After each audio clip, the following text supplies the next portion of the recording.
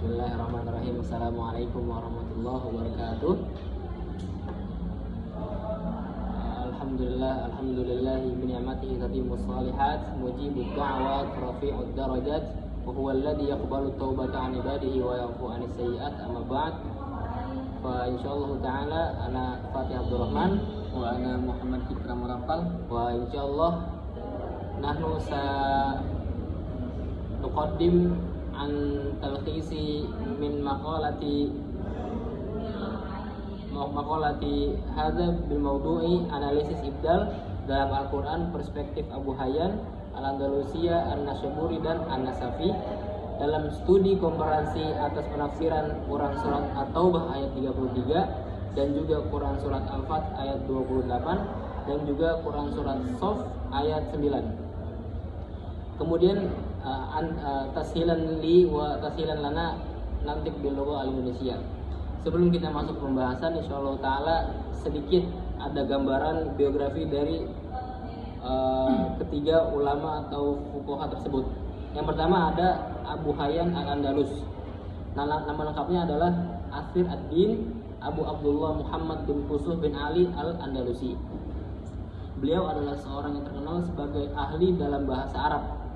Kemudian beliau banyak menyusun syair-syair yang menandakan bahwa ilmunya sangat mumpuni dalam bidang nahwu dan sharaf.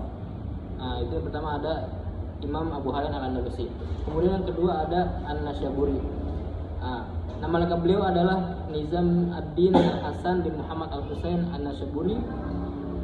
Beliau An-Nasyaburi adalah seorang ulama yang sangat terkenal dengan kecerdasannya, keahliannya dalam bahasa Arab, juga sangat terkenal dalam sifat waroknya. Nah, kemudian juga beliau memiliki sifat zuhud dalam tasawufnya beliau, dalam ilmu tasawuf beliau. Itu yang kedua, Imam Nasyaburi. Yang ketiga selanjutnya ada Imam An-Nasafi. Nama lengkap beliau adalah Abu Al-Baqarat Abdullah bin Ahmad bin Mahmud An-Nasafi. Beliau tidak hanya memiliki kemampuan dalam tafsir saja, tetapi beliau juga ahli dalam bidang seperti fikih, usul fikih, ilmu kalam, ilmu hadis, dan banyak meriwayatkan karya-karya terkenal dalam bidang ilmu fikih. Syukran, saya istamiru ba'di akhuna Fitra Murafal. Jadi kita lanjutkan kepada inti sebuah resum lah dari artikel ini, yaitu berdasarkan setelah kita baca bahwasanya artikel ini tuh penulis itu menjelaskan kepada bab ini adalah terkait ibdal dalam Al-Quran perspektif Abu Hayyan terhadap Quran surat At-Taubah ayat 33, Quran surat Al-Fat ayat 28 dan Quran surat As-Sof ayat 9. Kesimpulannya bahwasanya yang pertama adalah ibdal ini adalah ayat-ayat Al-Quran yang beredaksi mirip akan tetapi mempunyai perbedaan sedikit dalam segi huruf, kata atau kalimat. Nah, itu pengertian ibdal di artikel ini. Dan yang kedua adalah penafsiran Abu Hayyan An-Naisaburi dan An-Nasafi terhadap ibdal ini, yaitu terdapat pada 3 surat tadi, yaitu surat At-Taubah, surat Al-Fat, dan surat As-Sof. Nah, bahwasanya tafsiran ini adalah bahwasanya Allah Ta'ala itu mengutus Rasulnya dengan petunjuk dan agama yang benar, yaitu Islam, agar dimenangkan atas agama selain Islam, yaitu yang tercantum pada Quran surat At-Taubah dan Quran As-Sof. Dan juga ayat kedua ayat itu ditutup dengan walau karihal musyrikun, meskipun orang-orang musyrik ini tidak menyukai. Nah, menurut Abu Hayyan, orang-orang musyrik ini adalah orang-orang yang membenci munculnya agama yang dibawa Rasulullah SAW, yaitu agama Islam.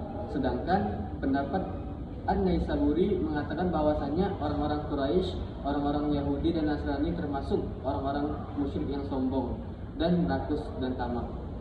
Dan adapun pendapat dari An-Nasafi mengartikan bahwa dengan orang-orang yang najis, tidak membersihkan dirinya, tidak mencuci dan tidak menjauhkan dirinya dari najis. Maksudnya najis itu adalah kotor jiwanya. Kemudian di surat Al-Fat ayat 28 diakhiri dengan wakafa billahi syahida, yaitu berbeda dengan surat At-Taubah sama surat As-Saff tadi yang berakhiran walau karihal musyrikun. Nah, di surat Al-Fat ini kan ditutup oleh wakafa billahi syahida. Artinya yaitu cukuplah Allah sebagai saksi. Nah, Abu Hayyan di sini menafsirkan bahwasanya apa yang Allah janjikan itu pasti akan terjadi. Ketika mufassir ini tidak menyatakan secara rinci bahwasanya ketiga ayat tersebut merupakan ibdal, akan tetapi beliau bertiga itu menafsirkan setiap perbedaan kalimat pada akhir ayat. Secara tidak langsung hal itu membuktikan bahwa ketiga ayat ini adalah ibdal. Nah, kemudian kita masuk ke fungsi ibdal. Nah, fungsi ibdal itu sendiri pada Quran surat At-Taubah, Al-Fat, dan As-Saff itu menunjukkan bahwasanya kemukjizatan dari kronologi turunnya ayat. Meskipun letak surat ini berjauhan, namun ketiganya mempunyai hubungan. Nah, yang kedua adalah bukti bahwasanya Al-Quran itu secara berangsur-angsur dengan konteks dan kronologi yang berbeda-beda, sekaligus membuktikan bahwasanya urutan surat dalam Al-Quran merupakan wahyu dari Allah, bukan semata ijtima para sahabat. Mungkin itu saja dari saya kembalikan kepada moderator. Taib, idza wajadtum al-manfa'ah tilka min Allah wa idza wajadtum al-khata'ah wal khati'ah tilka minna. Wabillahi taufiq wal hidayah. Wassalamualaikum warahmatullahi wabarakatuh.